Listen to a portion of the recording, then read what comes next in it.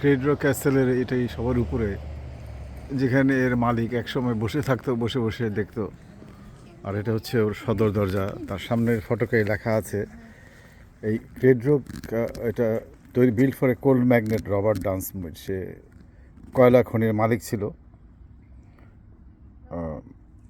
Through conspicuous display of wealth, এর মাধ্যমে সে তার সম্পদের প্রদর্শন করছিল, যেটা 1890 সালে এর জন্ম হয়েছে।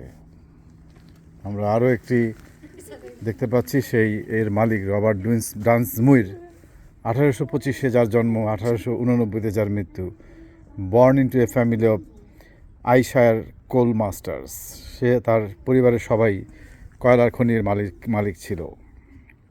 একজন লিডিং বিজনেসম্যান,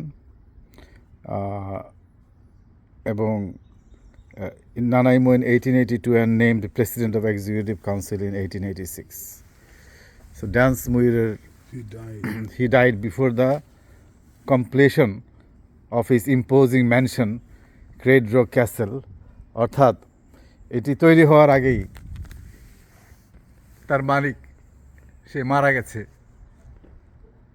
তেমনিভাবে আমরা যারা সম্পদের লোভে একের পর এক অন্যায় করে চলছি, সম্পদ ভোগের আগেই তাদের অনেকেই মারা যায়।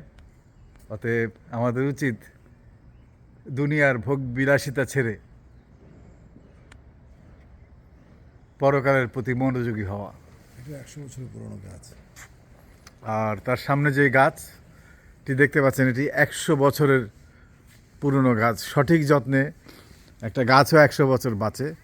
সঠিক যত্নে একটা মানুষও দীর্ঘায়ু হতে পারে।